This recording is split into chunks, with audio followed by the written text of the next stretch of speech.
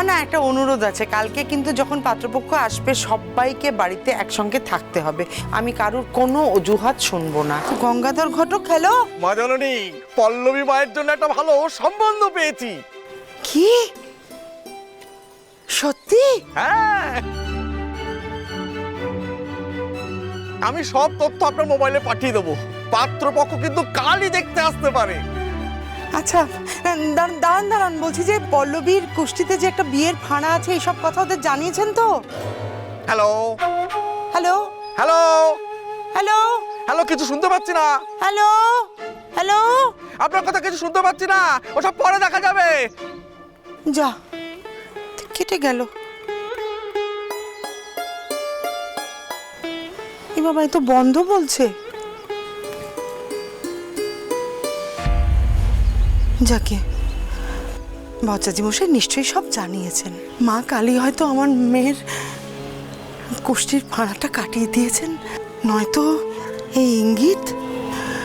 মা, ও মা, আমি এতক্ষণ দুঃখ করছিলাম যে আমার জন্মদিনের কথা কারো মনে নেই, কিন্তু তুমি আজ আমায় কত বড় একটা উপহার দিলে বলো তো। জানো তো, এত ভালো জন্মদিন আমার কখনো কাটেনি। আমার মেয়ের একটা ভালো বিয়ে দিও মা, আমার মেয়ে যেন সুখী হয়। বলছি যে আমার না একটা সুখবর দেওয়ার আছে। মা কালীর আশীর্বাদে আমাদের মেয়ে পল্লবীর জন্য একটা খুব ভালো সম্বন্ধ এসেছে। পাত্রপক্ষ হয়তো কালকেই দেখা করতে আসবেন, তো ভচ্চাজি মশাই ফোন করে জানালেন। আরে আরে, তুমি তো সকাল সকাল একটা দারুণ খবর দিলে কমলা। আমার না একটা অনুরোধ আছে, কালকে কিন্তু যখন পাত্রপক্ষ আসবে সবাইকে বাড়িতে একসঙ্গে থাকতে হবে। আমি কারুর কোনো অজুহাত শুনবো না। তা কি করে হয় মা? বেবি তো অফিস থেকে ছুটি নিতে পারবে না, অলরেডি এতগুলো ছুটি নিয়ে ফেলেছে ও। না, তা বলে কি করে হবে বলতো? পাত্রপক্ষ আসবে আর বাড়ির বউ বাড়িতে থাকবে না? কি জানি বাবা, তবে আমার মনে হয় এইবার সম্বন্ধ ঠিক পাকা হবে।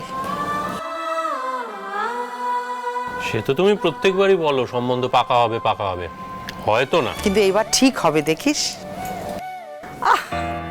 আরে বাবা, বাড়িতে একটা ভালো কিছু হইতে আছে, এরা তার আগেই কুডাক ডাকে। হ্যাঁ রে, তোরা কি দাদা না সত্যু? হ্যাঁ ও বৌমা, তুমি ঘাবড়াইও না তো, মা কালীর কৃপায় সব ঠিক হইয়া যাইবো, ভালো হইব।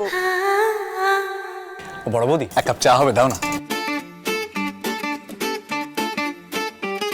কি ব্যাপার বলো তো ভাই, সকাল সকাল কড়া করে কফি গেল, এখন আবার চা কেন?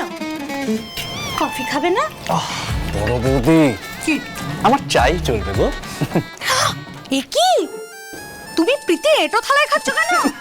ও বেবি, শাট শাট শাট শাট। আসলে বেবি তো ভেতরে ব্রেড বাটার খাচ্ছে, তাই আমি ভাবলাম এই খাবারটা নষ্ট করব কেন। ঠিক ঠিক ঠিক, সত্যিই তো, আসলে প্রীতির এটো তো তোমার কাছে প্রসাদের মতো।